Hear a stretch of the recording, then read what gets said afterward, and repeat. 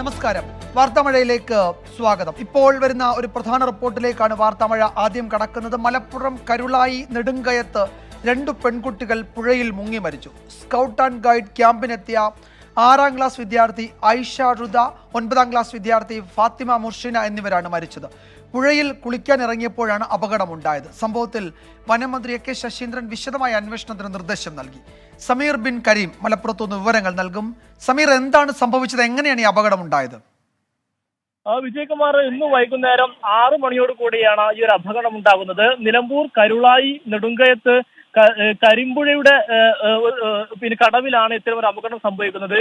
ഈ പുഴയോട് ചേർന്ന് ഈ നെടുങ്കയം വനംവകുപ്പിന്റെ ഉടമസ്ഥതയിലുള്ള സ്ഥലത്ത് സ്കൂളിലെ ഒരു ക്യാമ്പ്, സ്കൗട്ടിന്റെ ക്യാമ്പ് നടക്കുന്നുണ്ടായിരുന്നു. ഈ ക്യാമ്പിന് ശേഷം വിദ്യാർത്ഥികൾ ഈ പുഴയിലേക്ക് കുളിക്കുന്നതിന് വേണ്ടി അധ്യാപകർക്കൊപ്പം പോയതായിരുന്നു. അതിനിടയിലാണ് മൂന്ന് വിദ്യാർത്ഥികൾ ഈ പുഴയിൽ മുങ്ങി താഴുന്ന ഒരു സാഹചര്യം ഉണ്ടായത്. അതിൽ ഒരു വിദ്യാർത്ഥിയെ വനംവകുപ്പിന്റെ വാഹനത്തിന്റെ ഡ്രൈവർ രക്ഷപ്പെടുത്തി. മറ്റു 2 വിദ്യാർത്ഥികളായ ആയിഷ റുദ, ഒപ്പം തന്നെ ഫാത്തിമ മുർഷിന എന്നീ 2 വിദ്യാർത്ഥികൾ പുഴയിൽ മുങ്ങിപ്പോവുകയാണ് ഉണ്ടായെന്നുള്ളതാണ് വളരെ പ്രധാനപ്പെട്ട കാര്യം. ഇവരെ ഉടൻ തന്നെ അധ്യാപകരും മറ്റുള്ളവരും ചേർന്ന് മുങ്ങിയെടുത്ത് നിലമ്പൂർ ജില്ലാ ആശുപത്രിയിൽ എത്തിച്ചെങ്കിലും ജീവൻ രക്ഷിക്കാനായില്ല എന്നുള്ളതാണ് ഏറെ ഖേദകരമായിട്ടുള്ള ഒരു കാര്യം. ഈ നെടുങ്കയം, ഈ കരിമ്പുഴയുടെ നെടുങ്കയം എന്ന് പറയുന്ന ഭാഗം വളരെ അപകടം നിറഞ്ഞൊരു ഭാഗമാണ്. ഈ വിദ്യാർത്ഥികൾ അങ്ങോട്ട് പോകുമ്പോൾ അധ്യാപകർ കൃത്യമായി ജാഗ്രത പാലിക്കണമെന്നുള്ള നിർദ്ദേശങ്ങളൊക്കെ തന്നെ നൽകിയിരുന്നു. അതോടൊപ്പം തന്നെ ഇവിടുത്തെ പ്രദേശവാസികൾ നൽകിയിരുന്നു. പക്ഷേ പ്രദേശവാസികൾ എന്ന് വെച്ചാൽ ഈ ആദിവാസി വിഭാഗത്തിൽപ്പെട്ട ആളുകളൊക്കെ തന്നെ നിർദ്ദേശം നൽകിയിരുന്നു. കാരണം നേരത്തെ 8ഓളം ആളുകൾ മരിച്ച ഒരു കടവ് കൂടിയാണ് ഈ ഒരു ഭാഗം. അതുകൊണ്ട് തന്നെ അപകടം നിറഞ്ഞൊരു പ്രദേശമാണ്. വളരെ പെട്ടെന്ന് കുട്ടികൾ കുളിക്കുന്നതിനിടയിൽ ചുഴിയിലകപ്പെട്ട് അപകടത്തിൽപ്പെടുകയായിരുന്നു എന്നുള്ളതാണ് നിലവിൽ നമുക്ക് ലഭ്യമായിരിക്കുന്ന വിവരം. സംഭവത്തിൽ വനംവകുപ്പ് റിപ്പോർട്ട് തേടിയിരിക്കുകയാണ്. വിശദമായ അന്വേഷണത്തിനും അടിയന്തരമായി റിപ്പോർട്ട് സമർപ്പിക്കുന്നതിനും PCCF-നോടൊപ്പം തന്നെ HOF-നോടും വനംവകുപ്പ് മന്ത്രി എ കെ ശശീന്ദ്രൻ റിപ്പോർട്ട് ആവശ്യപ്പെട്ടിട്ടുണ്ട്. നിലവിൽ ഈ കുട്ടികളുടെ മൃതദേഹം നിലമ്പൂർ താലൂക്ക് ആശുപത്രിയിലാണ് ഉള്ളത്. വിജയകുമാർ, വളരെ അങ്ങേയറ്റം ദാരുണമായൊരു സംഭവം. ഈ ദൃശ്യങ്ങൾ, പ്രിയപ്പെട്ട പ്രേക്ഷകർ കാണുന്ന ഈ ദൃശ്യങ്ങൾ, ഈ അപകടത്തിന് തൊട്ട് മുമ്പ് വളരെ സന്തോഷത്തോടെ ആ കുട്ടികൾ ഈ ക്യാമ്പിൽ നിന്നും ആ പുഴയിലേക്ക് കുളിക്കാനൊക്കെ പോകുന്ന സമയത്തെ ദൃശ്യങ്ങളാണ് നമ്മൾ ആദ്യം കണ്ടത്. അതിനുശേഷമാണ് അതിലെ 2 കുട്ടികൾ ആ പുഴയുടെയും ആഴങ്ങളിൽ അകപ്പെട്ടു പോയത്. സമീർ, ഒരു കാര്യം കൂടി, ആ സമയത്ത് ഈ കുട്ടികളോടൊപ്പം അധ്യാപകരുമൊക്കെ ഉണ്ടാകണമല്ലോ. ഒരു സംഘമാണല്ലോ ഈ ക്യാമ്പിൽ പങ്കെടുക്കുന്നത്. അപ്പോൾ ഈ കുട്ടികൾ മാത്രം ഒറ്റപ്പെട്ടു പോവുകയും അവരെ രക്ഷപ്പെടുത്താൻ കഴിയാതിരിക്കുകയും ചെയ്തത് എങ്ങനെയെന്നത് സംബന്ധിച്ച് എന്തെങ്കിലും വിവരങ്ങൾ ലഭ്യമായിട്ടുണ്ടോ ഇപ്പോൾ? വിജയകുമാർ, നമ്മൾ ഈ വിദ്യാർത്ഥികൾ പുഴയിലേക്ക് പോകുന്നതിന് മുൻപുള്ള ദൃശ്യങ്ങൾ നമ്മൾ ഇപ്പോൾ സംപ്രേഷണം ചെയ്യുന്നുണ്ട്. ദൃശ്യങ്ങളിൽ അധ്യാപകർ കൃത്യമായി പറയുന്നുണ്ട്, ആ ഭാഗത്തേക്ക് പോകരുത്, ഈ ഭാഗത്തേക്ക് പോകരുതെന്നൊക്കെ പറയുന്നുണ്ട്. അത് കൃത്യമായി വിദ്യാർത്ഥികൾക്ക് ജാഗ്രതാ നിർദ്ദേശം നൽകുന്നതാണ് അതിൽ കൃത്യമായി കാണാൻ കഴിയുന്നത്. അതോടൊപ്പം തന്നെ ഈ വിദ്യാർത്ഥികൾ കുളിക്കുന്നതിനിടയിൽ അപ്രതീക്ഷിതമായി ഈ ചുഴിയിൽ അകപ്പെട്ടതാണ് ഇത്തരം ഒരു അപകടത്തിലേക്ക് നയിച്ചത് എന്നുള്ളതാണ് വളരെ പ്രധാനപ്പെട്ട കാര്യം. അതുകൊണ്ട് തന്നെ അധ്യാപകർക്ക് വളരെ പെട്ടെന്ന് ഇടപെടാൻ പ്രയാസമുണ്ടായിരുന്നു. ഏതാനും ചില വിദ്യാർത്ഥികളെ രക്ഷപ്പെടുത്തി മറ്റുള്ളവരെ രക്ഷപ്പെടുത്താനുള്ള ശ്രമം നടത്തുന്നതിനിടയിലാണ് അത് പരാജയപ്പെടുകയും 2 വിദ്യാർത്ഥികൾ ഇത്തരത്തിൽ മുങ്ങിപ്പോകുന്ന ഒരു ദാരുണമായ ഒരു അപകടവും ഉണ്ടായിരിക്കുന്നത്. കോട്ടക്കൽ MSM HSS-ലെ സ്കൂളിലെ വിദ്യാർത്ഥികളാണ് ഇത്തരത്തിൽ ഈ ക്യാമ്പിന് വേണ്ടി ഈ നെടുങ്കയം വനംവകുപ്പിന്റെ ഉടമസ്ഥതയിലുള്ള സ്ഥലത്തേക്ക് എത്തിയത്. ക്യാമ്പിന്റെ അവസാന ദിനമായ ഇന്നാണ് ഇത്തരത്തിൽ വൈകുന്നേരത്തോടു കൂടി ഇത്തരം ഒരു അപകടം ഉണ്ടായത് എന്നുള്ളതാണ് ഏറെ സങ്കടകരമായിട്ടുള്ള ഒരു കാര്യം. ഇത്തരം ഒരു സന്തോഷത്തോടു കൂടി വിദ്യാർത്ഥികൾ പിരിഞ്ഞു പോകേണ്ട ഒരു ക്യാമ്പും അതിന്റെ സമാപന ദിവസവും ഇത്തരം ഒരു കണ്ണീരിൽ കുളിച്ച ഒരു ദിവസമായി മാറുന്നു എന്നുള്ളതാണ് വളരെ സങ്കടകരമായിട്ടുള്ള കാര്യം. 6ാം ക്ലാസ്സിലെയും ഒപ്പം തന്നെ 9ലെയും കുട്ടികളാണ് ഇത്തരത്തിൽ അപകടത്തിൽപ്പെട്ടിരിക്കുന്നത്. വിജയകുമാർ, മലപ്പുറം കരുളായി നെടുങ്കയത്തു നിന്നുള്ള ദൃശ്യങ്ങളാണിത്. 2 പെൺകുട്ടികളാണ് പുഴയിൽ മുങ്ങി മരിച്ചത്. സ്കൗട്ട് ആൻഡ് ഗൈഡ് ക്യാമ്പിനെത്തിയ 6ാം ക്ലാസ് വിദ്യാർത്ഥി ഐഷ റുദ, 9ാം ക്ലാസ് വിദ്യാർത്ഥി ഫാത്തിമ മുർഷിന എന്നിവരാണ് മരിച്ചത്. പുഴയിൽ കുളിക്കാൻ ഇറങ്ങിയപ്പോൾ ചുഴിയിൽപ്പെട്ടു എന്നാണ് പ്രാഥമിക വിവരം. വിശദമായ അന്വേഷണത്തിന് വനമന്ത്രി എ കെ ശശീന്ദ്രൻ ഇപ്പോൾ നിർദ്ദേശം നൽകിയിട്ടുണ്ട്. നമ്മൾ നേരത്തെ കണ്ടത് ആ കുട്ടികൾ ആ പുഴയിലേക്ക് കുളിക്കാൻ ഇറങ്ങുന്ന സമയത്തെ ദൃശ്യങ്ങളാണ്.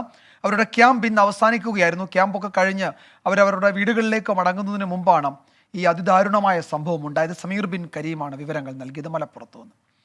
ഇന്നത്തെ മറ്റു ചില പ്രധാന റിപ്പോർട്ടുകളിലേക്ക് വാർത്താമഴ കടക്കുകയാണ്. മുൻ പ്രധാനമന്ത്രിമാരായ ചൗധരി ചരൺ സിംഗിനും PV നരസിംഹറാവുവിനും ഹരിത വിപ്ലവത്തിന്റെ പിതാവ് ഡോക്ടർ MS സ്വാമിനാഥനും ഭാരതരത്ന, LK അദ്വാനിക്കും കർപ്പൂരി താക്കൂറിനും പുരസ്കാരം പ്രഖ്യാപിച്ചതിന് പിന്നാലെയാണ് 3 പേർക്ക് കൂടി പരമോന്നത സിവിലിയൻ ബഹുമതി. ചരൺ സിംഗിന് ലഭിക്കുന്ന വലിയ ആദരവാണ് ഭാരതരത്നയെന്ന് RLD നേതാവ് ജയന്ത് ചൗധരി പറഞ്ഞു. RLD ഇന്നാണ് NDAയുടെ ഭാഗമായത്. സന്തോഷം പങ്കുവച്ച് ഡോക്ടർ MS സ്വാമിനാഥന്റെ മകൾ ഡോക്ടർ സൗമ്യ സ്വാമിനാഥനും പ്രതികരിച്ചു. കാണാം ഇന്നത്തെ ലീഡ് സ്റ്റോറി. മരണാനന്തര ബഹുമതിയായി ചൗധരി ചരൺ സിംഗ്, PV നരസിംഹറാവു, MS സ്വാമിനാഥൻ എന്നിവർക്ക് ഭാരതരത്ന സമർപ്പിക്കുന്നതായി പ്രധാനമന്ത്രി നരേന്ദ്രമോദിയാണ് എക്സിലൂടെ അറിയിച്ചത്.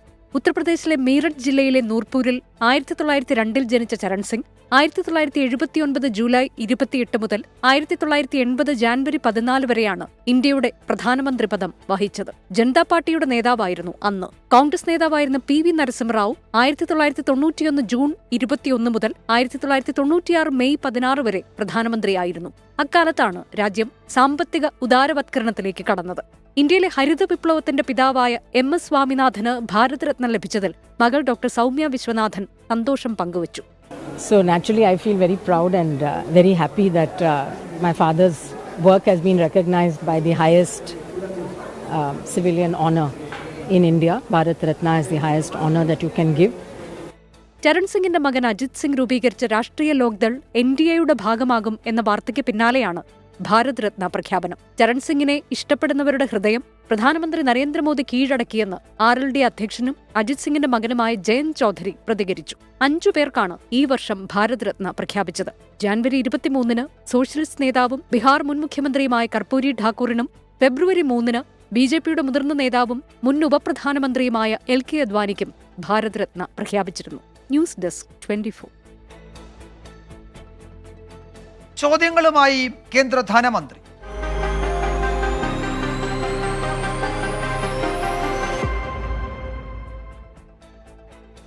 രാജ്യത്തിന്റെ സാമ്പത്തിക കാര്യങ്ങളിൽ മുൻപുണ്ടായ വീഴ്ചകൾ ആവർത്തിക്കാതിരിക്കാനുള്ള ശ്രമമാണ് ധവളപത്രമെന്ന് കേന്ദ്ര ധനമന്ത്രി നിർമ്മല സീതാരാമൻ. പ്രതിരോധ മന്ത്രിയായിരുന്നപ്പോൾ AK ആന്റണി മന്ത്രാലയത്തിന്റെ ആവശ്യങ്ങൾക്ക് പോലും പണമില്ലെന്ന് പറഞ്ഞതിനെ നിർമ്മല സീതാരാമൻ സഭയിൽ ആയുധമാക്കി.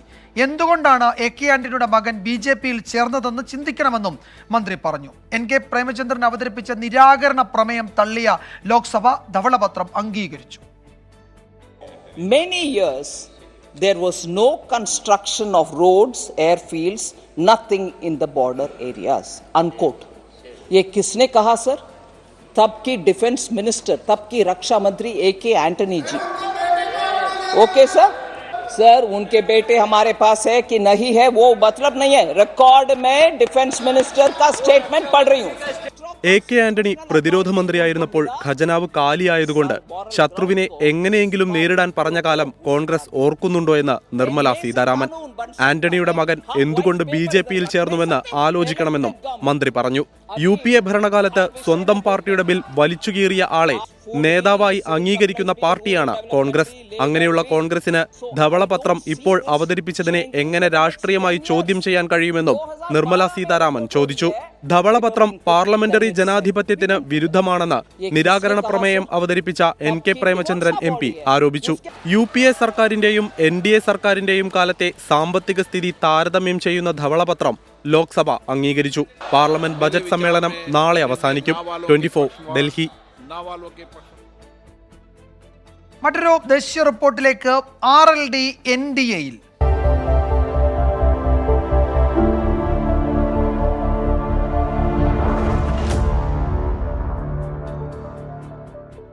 ഇന്ത്യ സഖ്യത്തിന് വീണ്ടും തിരിച്ചടി. ബീഹാറിലെ JDUവിന് പിന്നാലെ ഉത്തർപ്രദേശിലെ RLDയും സഖ്യം വിട്ട NDAയിൽ ചേർന്നു. 2 ലോക്സഭാ സീറ്റുകളും 1 രാജ്യസഭാ സീറ്റും RLDക്ക് BJP നൽകും. തെരഞ്ഞെടുപ്പ് പ്രഖ്യാപിക്കാൻ ദിവസങ്ങൾ മാത്രം ബാക്കി നിൽക്കെ ഇന്ത്യ സഖ്യത്തിനേറ്റ കനത്ത തിരിച്ചടിയാണ് RLDയുടെ കൊഴിഞ്ഞുപോക്ക്. പടിഞ്ഞാറൻ ഉത്തർപ്രദേശിലെ ജാട്ട് വിഭാഗങ്ങൾക്കിടയിൽ നിർണായക സ്വാധീനമുള്ള പാർട്ടിയാണ് കർഷകരുടെ മിഷിഹ എന്ന വിളിപ്പേരുള്ള മുൻ പ്രധാനമന്ത്രി ചൗധരി ചരൺ സിംഗിന്റെ പാരമ്പര്യമുള്ള RLD. കർഷക സമരത്തിലടക്കം പ്രതിപക്ഷ നിരയിൽ ഉറച്ചുനിന്ന RLDക്ക് 7 സീറ്റുകളാണ് ഇന്ത്യ സഖ്യത്തിന്റെ ഭാഗമായി സമാജ്വാദി പാർട്ടി നൽകിയത്.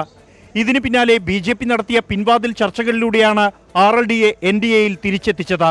ഉത്തർപ്രദേശിലെ 2 ലോക്സഭാ സീറ്റുകളും 1 രാജ്യസഭാ സീറ്റും RLDക്ക് നൽകാമെന്നാണ് ജയന്ത് ചൗധരിയുമായി BJP ഉണ്ടാക്കിയ ധാരണ. കഴിഞ്ഞ തവണ ഉത്തർപ്രദേശിൽ 62 സീറ്റുകളാണ് BJP നേടിയത്.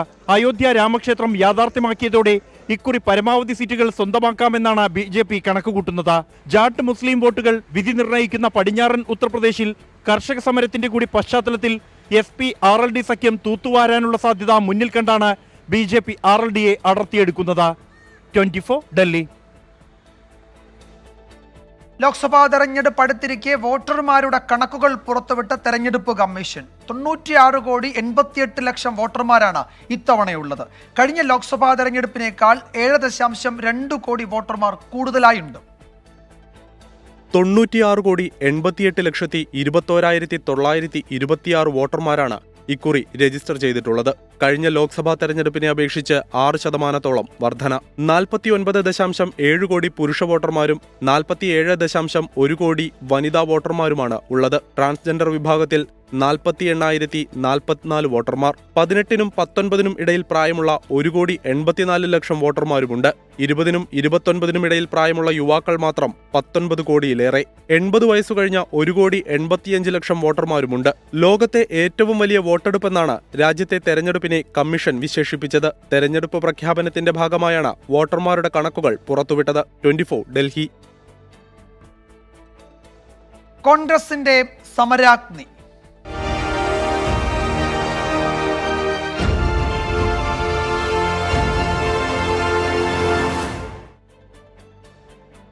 കേന്ദ്ര സംസ്ഥാന സർക്കാരുകൾക്കെതിരെ കോൺഗ്രസിന്റെ പ്രതിഷേധ യാത്രയായ സമരാഗ്നിക്ക് കാസർഗോഡ് തുടക്കമായി. KPCC അധ്യക്ഷൻ K സുധാകരനും പ്രതിപക്ഷ നേതാവ് VD സതീശനുമാണ് യാത്ര നയിക്കുന്നത്. AICC general secretary KC Venugopal യാത്ര ഉദ്ഘാടനം ചെയ്തു. അഖിലേന്ത്യാ കോൺഗ്രസ് കമ്മിറ്റിക്ക് സമ്മാനിച്ച ശ്രീ KC വേണുഗോപാൽ MP ഉദ്ഘാടനത്തിലേക്ക് എത്തിയിരിക്കുന്നത്. നമ്മുടെ പൊളിറ്റിക്കൽ അഫയേഴ്സ് കമ്മിറ്റി മെമ്പർമാർ പടിവാതിൽക്കലെത്തിയ ലോക്സഭാ തെരഞ്ഞെടുപ്പിന് അംഗം കുറിക്കുകയാണ് കോൺഗ്രസ്.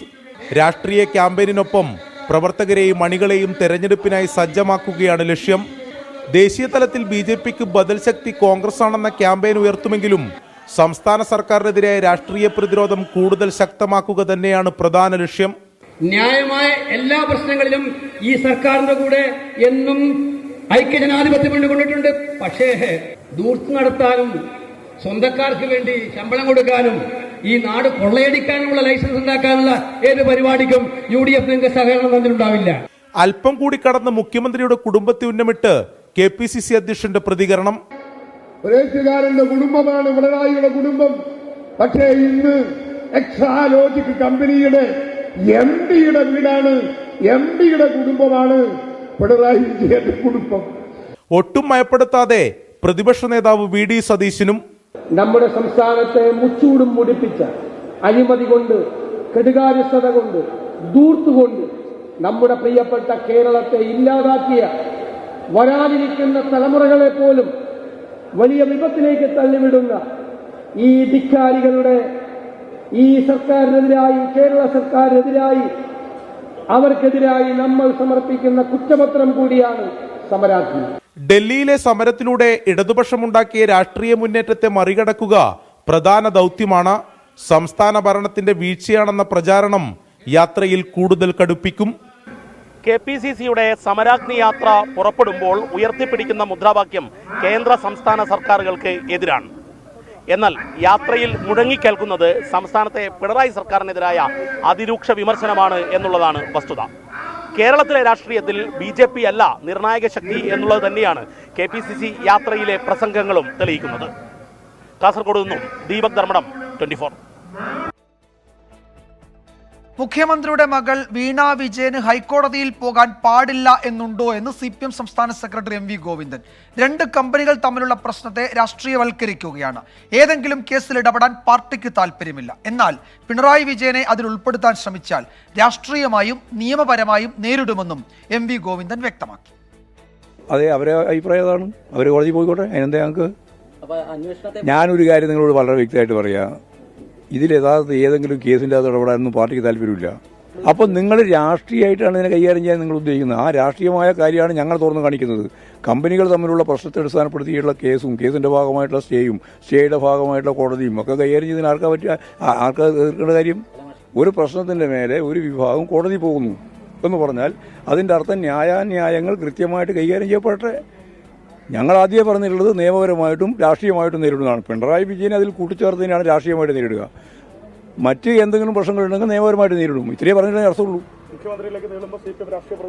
രാഷ്ട്രീയ പ്രതിരോധം നടത്തും. അതിനെ സംബന്ധിച്ചുള്ളൂ. ലോക്സഭാ തെരഞ്ഞെടുപ്പ് സീറ്റ് വിഭജന സ്ഥാനാർത്ഥി നിർണയ തിരക്കുകളിൽ സംസ്ഥാനത്തെ 3 മുന്നണികളും തെരഞ്ഞെടുപ്പ് പ്രഖ്യാപനത്തിന് മുമ്പ് സ്ഥാനാർത്ഥി പ്രഖ്യാപനം വേണമോ എന്ന കാര്യത്തിൽ CPIയിൽ ചർച്ച തുടരുകയാണ്. സീറ്റ് വിഭജനവും സ്ഥാനാർത്ഥി നിർണയവും അന്തിമമാക്കാൻ നാളെ LDFും CPM സംസ്ഥാന സെക്രട്ടേറിയറ്റും ചേരും. ലീഗിന്റെ 3ാം സീറ്റ് ആവശ്യം ഭീഷണിയല്ലെന്ന് കെ സുധാകരൻ പറഞ്ഞു. യഥാസമയം സ്ഥാനാർത്ഥികളെ പ്രഖ്യാപിക്കുമെന്ന് ബിനോയ് വിശ്വവും വ്യക്തമാക്കി. ലോക്സഭ പിടിക്കാൻ 3 മുന്നണികളും കരുനീക്കം തുടങ്ങിക്കഴിഞ്ഞു. തെരഞ്ഞെടുപ്പ് വിജ്ഞാപനത്തിന് മുൻപേ സ്ഥാനാർത്ഥി നിർണയം നടത്തണോ എന്നതിൽ CPI ഉടൻ ധാരണയിലെത്തും. തിരുവനന്തപുരം, മാവേലിക്കര, തൃശൂർ, വയനാട് മണ്ഡലങ്ങളിലെ സ്ഥാനാർത്ഥികളെ സംബന്ധിച്ച ചർച്ചകളാണ് നടക്കുന്നത്. കമ്മ്യൂണിസ്റ്റ് പാർട്ടിക്ക് നിശ്ചിതമായ രീതിയുണ്ട്. ആ രീതി പ്രകാരം യഥാസമയത്ത് എല്ലാ സ്ഥലങ്ങളിലും സ്ഥാനാർത്ഥികൾ ഉണ്ടാകും. നമ്മുടെ സ്ഥാനാർത്ഥിയെപ്പറ്റി നിങ്ങൾക്ക് എല്ലാവർക്കും ഉത്കണ്ഠകൾ നിങ്ങൾ മനസ്സിലാക്കുന്നുണ്ട്, ആകാംക്ഷ കാണുന്നുണ്ട്. ഈ ആകാംക്ഷയും ഉത്കണ്ഠയും ഒന്നും ഉണ്ടാകണം കമ്മ്യൂണിസ്റ്റ് പാർട്ടിയുടെ സ്ഥാനാർത്ഥിക്ക് വേണ്ടി. അത് വളരെ വേഗം ഉണ്ടാകും. സീറ്റ് വിഭജനം അന്തിമമാക്കാൻ നാളെ LDF യോഗം ചേരുന്നുണ്ട്. കേരള കോൺഗ്രസ് 2ാമതൊരു സീറ്റ് കൂടി ആവശ്യപ്പെടുമെങ്കിലും CPIM അംഗീകരിക്കില്ല. നിലവിലെ സീറ്റുകളുമായി മുന്നോട്ടു പോകും. ലീഗിന്റെ 3ാം സീറ്റ് ആവശ്യം UDFന് ഭീഷണിയല്ലെന്നും പ്രശ്നങ്ങൾ പരിഹരിക്കുമെന്നും KPCC പ്രസിഡന്റ് കെ സുധാകരൻ 24നോട് പറഞ്ഞു. മുസ്ലിം ലീഗും ഞങ്ങളും തമ്മിൽ ഒരു തർക്കവും ഒരു കാലത്തും ഉണ്ടായിട്ടില്ല. അതെന്തെങ്കിലും പ്രശ്നങ്ങൾ ഉണ്ടെങ്കിൽ നമ്മളത് പരിഹരിച്ചിട്ടുണ്ട്. പരിഹരിക്കാനുള്ള നല്ല മനസ്സ് ലീഗിനുണ്ട്, കോൺഗ്രസിനുണ്ട്. അതൊരു ഞങ്ങൾക്കൊരു ഭീഷണിയേ അല്ല. അതിനിടെ കോൺഗ്രസ് മത്സരിക്കുന്ന 16 സീറ്റിൽ ഒരെണ്ണം INTUCക്ക് നൽകണമെന്ന് രേഖാമൂലം പാർട്ടി അറിയിച്ചതായി R ചന്ദ്രശേഖരൻ പറഞ്ഞു. പാലക്കാടും ആലത്തൂരും സിറ്റിംഗ് MPമാർ തന്നെ മത്സരിക്കുമെന്ന് DCC പ്രസിഡന്റ് A തങ്കപ്പൻ വ്യക്തമാക്കി. 24 തിരുവനന്തപുരം. ഇപ്പോൾ വരുന്ന മറ്റൊരു റിപ്പോർട്ടിലേക്ക്. തിരുവനന്തപുരം പൊന്മുടിയിൽ കാട്ടാനക്കൂട്ടമിറങ്ങി. 4ാം വളവിൽ വൈകിട്ട് 5 മണിയോടെയാണ് കാട്ടാനകൾ ഇറങ്ങിയത്. ആനകൾ റോഡിലേക്ക് എത്താത്തതിനാൽ ഗതാഗതത്തിന് ഇതുവരെ തടസ്സമില്ല. AV ജയശങ്കർ തിരുവനന്തപുരത്ത് നിന്ന് വിവരങ്ങൾ നൽകും. ആ ദൃശ്യങ്ങളാണ് പ്രേക്ഷകർ കാണുന്നത്. വൈകിട്ട് 5 മണിയോടെയാണ് 2 കാട്ടാനകൾ ജനവാസ മേഖലയിലേക്ക് എത്തിയത്. 4ാം വളവിൽ വൈകിട്ട് 5 മണിയോടെയാണ് ഈ കാട്ടാനകൾ എത്തിയത്. ജയശങ്കർ, ഇതിപ്പോഴും ആ മേഖലയിൽ തുടരുകയാണോ? ജനങ്ങൾ താമസിക്കുന്ന, യാത്ര ചെയ്യുന്ന ഒരു മേഖല കൂടിയാണ്. വനം വകുപ്പ് എന്തെങ്കിലും നടപടികൾ സ്വീകരിച്ചിട്ടുണ്ടോ? വനം വകുപ്പ് ഈ ആനകളെ കൃത്യമായി നിരീക്ഷിച്ചു വരികയാണ്. ആനകൾ ഇതുവരെ ഏതെങ്കിലും തരത്തിൽ വാഹനത്തെയോ ആളുകളെയോ ആക്രമിക്കുന്ന തരത്തിലേക്ക് നീങ്ങിയിട്ടില്ല. അതുകൊണ്ട് തന്നെ ഈ പൊന്മുടി 4ാം വളവിൽ ഗതാഗതത്തിന് നിയന്ത്രണവും ഏർപ്പെടുത്തിയിട്ടില്ല. എന്തായാലും വൈകുന്നേരം 5 മണിയോടുകൂടിയാണ് ആ പൊന്മുടി 4ാം വളവിൽ 2 കാട്ടാനകൾ ഇറങ്ങിയത്. ഇവർ പാതയുടെ ഓരത്തോട് ചേർന്ന് നിൽക്കുന്നൊരു സാഹചര്യമായിരുന്നു. ഉടൻ തന്നെ വനം വകുപ്പ് ഉദ്യോഗസ്ഥരെത്തി നിരീക്ഷണം ആരംഭിച്ചു. ആനകൾക്ക് തെങ്ങോലകളും മറ്റും വെട്ടി വനം വകുപ്പ് ഉദ്യോഗസ്ഥർ ഇട്ടുകൊടുത്തിട്ടുണ്ട്. എന്തായാലും ആനകൾ നിലവിൽ അപകടമായ ഒരു അവസ്ഥയിലേക്ക് പോയിട്ടില്ല. അതുകൊണ്ട് തന്നെ ഗതാഗത നിയന്ത്രണം മറ്റുള്ള കാര്യങ്ങളിലേക്കും എന്തായാലും വനംവകുപ്പ് കടന്നിട്ടില്ല. കാട്ടിലും മറ്റും അമിതമായ ചൂട് അനുഭവപ്പെടുന്നത് കാരണമായിരിക്കാം ആനകൾ പുറത്തേക്ക് ഇറങ്ങിയതെന്നാണ് വനംവകുപ്പിന്റെ പ്രാഥമികമായിട്ടുള്ള നിഗമനം. ഇന്ന് ഒരു അവധി ദിനമല്ല, അതിനാൽ തന്നെ പൊന്മുടി ഭാഗത്ത് വിനോദസഞ്ചാരികളുടെ വരവും വളരെയധികം കുറവാണ്. അതുകൊണ്ട് തന്നെ നിലവിലൊരു ആശങ്കപ്പെടേണ്ട ഒരു സാഹചര്യമില്ല. എന്തായാലും വനംവകുപ്പിന്റെ ഭാഗത്ത് നിന്ന് ആനകളെ നിരീക്ഷിച്ചു വരികയാണ്.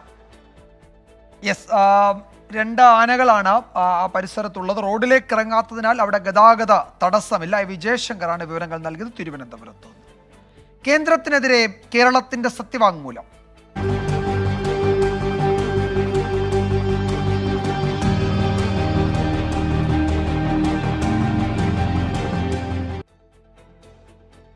കേരളം കടമെടുക്കുന്നത് കൊണ്ട് സമ്പദ് വ്യവസ്ഥ തകരുമെന്ന കേന്ദ്രവാദം ബാലിശ്യമെന്ന് കേരളം. സാമ്പത്തിക പ്രതിസന്ധി വിഷയത്തിൽ കേന്ദ്രത്തിനെതിരെ സംസ്ഥാനം സുപ്രീം കോടതിയിൽ സത്യവാങ്മൂലം ഫയൽ ചെയ്തു. രാജ്യത്തെ മൊത്തം കടത്തിന്റെ 1.75% മാത്രമാണ് കേരളത്തിന്റെ കടമെന്നാണ് സത്യവാങ്മൂലത്തിലെ പരാമർശം. കേരളം കടമെടുക്കുന്ന വിഷയത്തിൽ അറ്റോർണി ജനറൽ സുപ്രീം കോടതിയിൽ വിശദമായ കുറിപ്പ് നൽകിയിരുന്നു. ഈ കുറിപ്പിൽ പറയുന്നത് വസ്തുതാപരമായ വിവരങ്ങൾ അല്ലെന്ന് സമർത്ഥിക്കുന്നതാണ് കേരളത്തിന്റെ സത്യവാങ്മൂലം. രാജ്യത്തെ മൊത്തം കടത്തിന്റെ 60% കേന്ദ്ര സർക്കാരിന്റേതാണ്. മറ്റു സംസ്ഥാനങ്ങളുടെ കടത്തിന്റെ തോത് നോക്കിയാലും കേരളം ഏറ്റവും ഭേദപ്പെട്ട നിലയിൽ തുടരുന്നു. രാജ്യത്തിനുള്ള മൊത്തം കടത്തിന്റെ 1.75% മാത്രമാണ് കേരളത്തിന്റെ കടം. കേന്ദ്രത്തിന്റെ ധനമാനേജ്മെന്റിനെയും സംസ്ഥാനം സത്യവാങ്മൂലത്തിൽ വിമർശിക്കുന്നു. സങ്കുചിത താൽപര്യങ്ങളുടെ അടിസ്ഥാനത്തിലാണ് കേന്ദ്രത്തിന്റെ ആരോപണം. അമർത്യ സെൻ ഉൾപ്പെടെയുള്ള വിദഗ്ധർ കേരള മോഡലിനെ പ്രകീർത്തിച്ചതാണെന്നും സംസ്ഥാനം സത്യവാങ്മൂലത്തിൽ വ്യക്തമാക്കിയിട്ടുണ്ട്. മറ്റു സംസ്ഥാനങ്ങളുമായി കേരളത്തിന്റെ സാഹചര്യം വിലയിരുത്തുന്നതിനെയും സത്യവാങ്മൂലം ചോദ്യം ചെയ്യുന്നു. കേരളം സമർപ്പിച്ച സത്യവാങ്മൂലം കേന്ദ്രത്തിന്റെ കുറിപ്പിനൊപ്പം പരിഗണിക്കും. ആർ രാധാകൃഷ്ണൻ, 24, ഡൽഹി. കേരളത്തിന് അനുവദിച്ച കേന്ദ്രവിഹിതത്തിന്റെ കണക്കുകൾ കേന്ദ്ര ധനമന്ത്രി രാജ്യസഭയിൽ അവതരിപ്പിച്ചപ്പോൾ LDF എംപിമാർ മിണ്ടാതിരുന്നെന്ന് വിദേശകാര്യ സഹമന്ത്രി വി മുരളീധരൻ. സഭയിൽ വസ്തുതകൾ ചോദ്യം ചെയ്യാൻ തന്റെ ഇടം വേണം. ജന്തർമന്ത്രിൽ പറഞ്ഞത് സഭയിൽ പറയാത്തത് എന്തുകൊണ്ടാണെന്നും കേന്ദ്രമന്ത്രി ചോദിച്ചു. വളരെ വ്യക്തമായിട്ട് ധനകാര്യമന്ത്രി പറഞ്ഞു, 2004 മുതൽ 2014 വരെ കോൺഗ്രസ് ഭരിച്ചിരുന്ന UPA ഭരിച്ചിരുന്ന കാലഘട്ടം, ഇടതുപക്ഷത്തിൻ്റെ കൂടി പിന്തുണയോടുകൂടി ഭരിച്ചിരുന്ന കാലഘട്ടം, ആ കാലഘട്ടത്തിൽ കിട്ടിയതിൻ്റെ എത്രയോ ഇരട്ടി തുക 2014 മുതൽ 24 വരെയുള്ള കാലഘട്ടത്തിൽ കേരളത്തിന് കേന്ദ്ര സർക്കാർ നൽകിയിട്ടുണ്ട്. ശ്രീമാൻ എളമരം കരീമും ശ്രീ ജോൺ ബ്രിട്ടാസും അടക്കമുള്ള ആൾക്കാർ ഈ മറുപടി പറയുമ്പോൾ രാജ്യസഭയിലുണ്ടായിരുന്നു. അവരൊരക്ഷരം മിണ്ടിയില്ല. അവരാകെ പറഞ്ഞത് ഗുജറാത്തിൻ്റെ കണക്കാണ് അവർ ചോദിച്ചത്. എഴുന്നേറ്റെന്ന് ചോദിച്ചത് ഗുജറാത്തിൻ്റെ കണക്കാണ്. കേരളത്തിന് കിട്ടിയത് കുറഞ്ഞുപോയി എന്ന് പറഞ്ഞ് സമരം ചെയ്ത ആളുകൾ അതേ ദിവസം തന്നെ ധനകാര്യമന്ത്രി ഈ കാര്യം വ്യക്തമാക്കിയപ്പോൾ അവർക്ക് ഒരു മറുപടിയും ഇന്നലെ പറയാനില്ലായിരുന്നു എന്നുള്ളത് കൊണ്ടാണ് അവർ മിണ്ടാതിരുന്നത്. മറ്റു ചില റിപ്പോർട്ടുകളിലേക്ക്. അടിമാലിയിൽ വീണ്ടും ക്ഷേമ പെൻഷൻ പ്രതിഷേധം.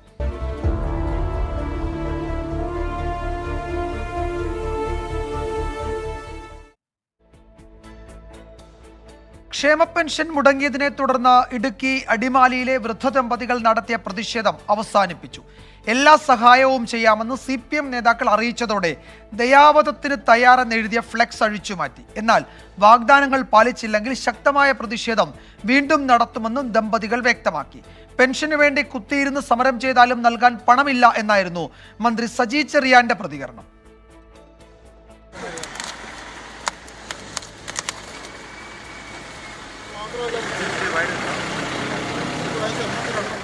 ശാരീരിക വെല്ലുവിളി നേരിടുന്ന ഓമനയുടെയും ശിവദാസന്റെയും പെൻഷൻ കിട്ടാത്തതിനെതിരായ പ്രതിഷേധം ചർച്ചയായതോടെ CPIM നേതാക്കൾ അനുനയ നീക്കത്തിനെത്തി.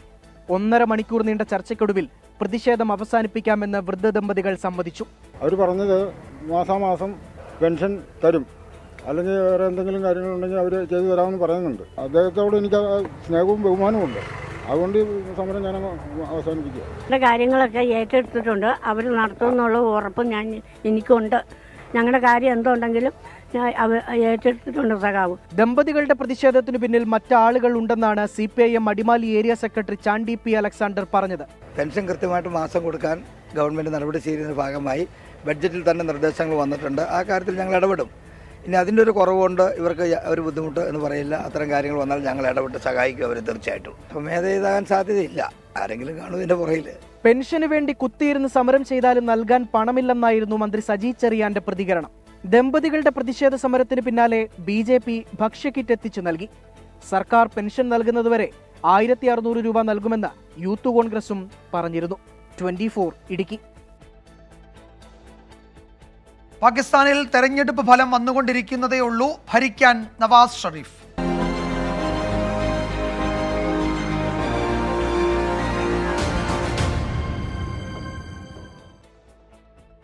പാകിസ്ഥാൻ പൊതുതെരഞ്ഞെടുപ്പിൽ വിജയം അവകാശപ്പെട്ട നവാസ് ഷെരീഫിന്റെ പാകിസ്ഥാൻ മുസ്ലിം ലീഗും ഇമ്രാൻഖാന്റെ PTIയും വോട്ടെണ്ണൽ പൂർത്തിയാകും മുൻപേ നവാസ് ഷെരീഫ് ആഹ്ലാദ പ്രകടനം തുടങ്ങി. എന്നാൽ റിപ്പോർട്ടുകൾ അനുസരിച്ച് നിലവിൽ PTI ആണ് കൂടുതൽ സീറ്റുകളിൽ മുന്നേറുന്നത്.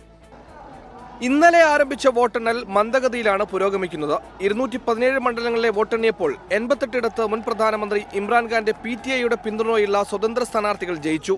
നവാസ് ഷെരീഫിന്റെ PML 61 സീറ്റും ബിലാവൽ ഭൂട്ടോയുടെ പാകിസ്ഥാൻ പീപ്പിൾസ് പാർട്ടി 34 സീറ്റും നേടിയിട്ടുണ്ട്. പാകിസ്ഥാൻ ദേശീയ അസംബ്ലിയിൽ 265 സീറ്റുകളിലേക്കാണ് നേരിട്ടുള്ള തെരഞ്ഞെടുപ്പ്. കേവല ഭൂരിപക്ഷത്തിന് വേണ്ടത് 134 സീറ്റ്. നവാസ് ഷെരീഫ് പരാജയം സമ്മതിക്കണമെന്ന് PTI ആവശ്യപ്പെട്ടു. അതേസമയം PML ആണ് ഏറ്റവും വലിയ ഒറ്റകക്ഷിയെന്ന് പ്രഖ്യാപിച്ച നവാസ് ഷെരീഫ് സർക്കാർ രൂപീകരിക്കുമെന്ന സൂചനയും നൽകി. ലാഹോറിലാണ് അനുയായികളെ അഭിസംബോധന ചെയ്തത്. Muslim League Noon is the largest single party in the country today.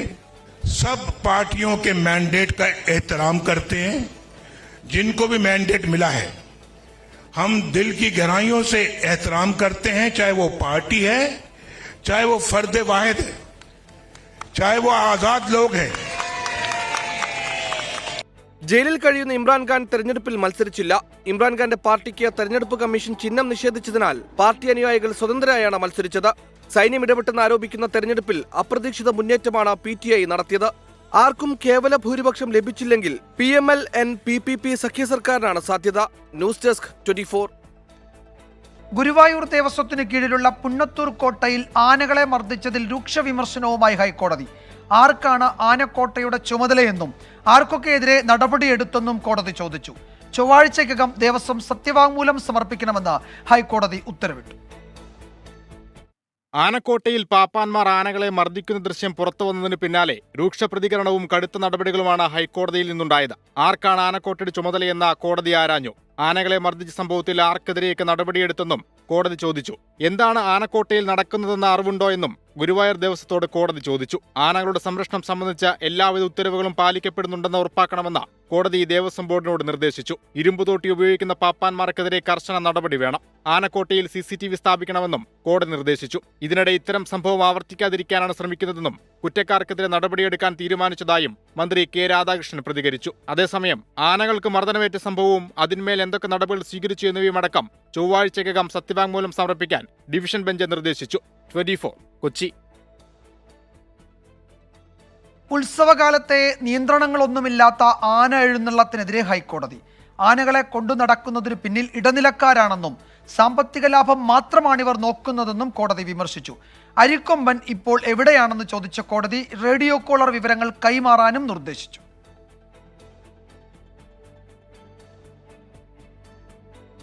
മറ്റൊരു റിപ്പോർട്ടിലേക്ക്. ഉത്തരാഖണ്ഡിലെ ഹൽദ്വാനിയിൽ കലാപം രൂക്ഷം. മരണം 4ആയി.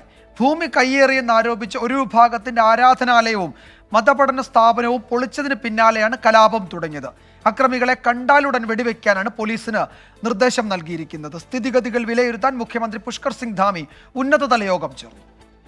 അനധികൃത നിർമ്മാണമെന്നാരോപിച്ച് ഒരു വിഭാഗത്തിന്റെ മതപഠനശാലയും ആരാധനാലയവും ജില്ലാ ഭരണകൂടം പൊളിച്ചു നീക്കിയതിനു പിന്നാലെയാണ് നൈനിറ്റാൾ ജില്ലയിലെ ഹൽദ്വാനിയിൽ കലാപം പൊട്ടിപ്പുറപ്പെട്ടത്. 4 പേർ മരിച്ചു. പരിക്കേറ്റ 250ഓളം പേരിൽ 100 പേർ പോലീസുകാരാണ്. നിരവധി വാഹനങ്ങൾ അഗ്നിക്കിരയായി. സംഘർഷം കണക്കിലെടുത്ത് സ്കൂളുകൾ അടച്ചു. അക്രമികളെ കണ്ടാൽ ഉടൻ വെടിവെക്കാൻ മുഖ്യമന്ത്രി പുഷ്കർ സിംഗ് ധാമി നിർദ്ദേശിച്ചു. അക്രമികൾക്കെതിരെ ശക്തമായ നടപടി സ്വീകരിക്കാനാണ് പോലീസിന് നൽകിയ നിർദ്ദേശം. ഉന്നതതല യോഗം വിളിച്ച് സ്ഥിതിഗതികൾ വിലയിരുത്തിയ മുഖ്യമന്ത്രി സമാധാനത്തിന് ആഹ്വാനം ചെയ്തു. ആസൂത്രിതമായാണ് അക്രമങ്ങൾ ഉണ്ടായതെന്നും അക്രമികൾ പോലീസുകാർക്ക് നേരെ പെട്രോൾ ബോംബ് എറിഞ്ഞെന്നും ജില്ലാ മജിസ്ട്രേറ്റ് ആരോപിച്ചു. നിലവിൽ ഹൽദ്വാനിയിലെ സാഹചര്യം നിയന്ത്രണ വിധേയമാണെന്ന് പോലീസ് അറിയിച്ചു. കയ്യേറ്റം തിരിച്ചുപിടിക്കുന്നതിന്റെ ഭാഗമായാണ് പൊളിക്കൽ നടപടിയെന്നാണ് ജില്ലാ ഭരണകൂടത്തിന്റെ വിശദീകരണം. 24 ഡൽഹി. സിറോ മലബാർ സഭ അധ്യക്ഷന്മാർ റാഫേൽ തട്ടിൽ പ്രധാനമന്ത്രി നരേന്ദ്രമോദിയുമായി ഡൽഹിയിൽ കൂടിക്കാഴ്ച നടത്തി. തീർത്തും വ്യക്തിപരമായിരുന്നു കൂടിക്കാഴ്ചയെന്ന് അദ്ദേഹം പറഞ്ഞു. മണിപ്പൂർ വിഷയം ചർച്ചയായില്ല. ക്രൈസ്തവ സമൂഹത്തിന്റെ ആശങ്ക അറിയിക്കാൻ CBCI നടപടി സ്വീകരിക്കും. തെരഞ്ഞെടുപ്പിലെ നിലപാടും CBCI ചർച്ച ചെയ്ത് തീരുമാനിക്കുമെന്ന് അദ്ദേഹം അറിയിച്ചു. പ്രധാനമന്ത്രിയെ കണ്ടു. വളരെ കോർഡിയലായിട്ട് എന്നെ സ്വീകരിച്ചു. വളരെ ഹൃദ്യമായിട്ട് എന്നോട് സംസാരിക്കുകയും ചെയ്തു. പൊതുവെ ഹൃദ്യമായിട്ടുള്ള ഒരു സംഭാഷണം എന്നതിനേക്കാൾ അപ്പുറത്ത് ഒരു അജണ്ടയെക്കുറിച്ച് ഞങ്ങൾ സംസാരിക്കേണ്ടി വന്നുമില്ല. ഗവൺമെൻറ് നിങ്ങളോട് എന്നും പരിഗണന കാണിക്കുമെന്നും പറഞ്ഞപ്പോൾ ഞങ്ങൾക്ക് സന്തോഷമുണ്ട്. സഭയ്ക്ക് ആശങ്കയുള്ള ഒരുപാട് വിഷയങ്ങളുണ്ടെങ്കിലും ഈ ചർച്ചയിൽ അതൊന്നും തന്നെ ഞങ്ങളെടുത്ത്, കാരണം അങ്ങനെയുള്ളൊരു കോണ്ടെക്സ്റ്റിലല്ല ഞങ്ങളുടെ ഈ സന്ദർശനം. ഈ റിപ്പോർട്ടോടെ വാർത്താമഴ അവസാനിക്കുന്നു. നാളെ വീണ്ടും കാണാം. Good night.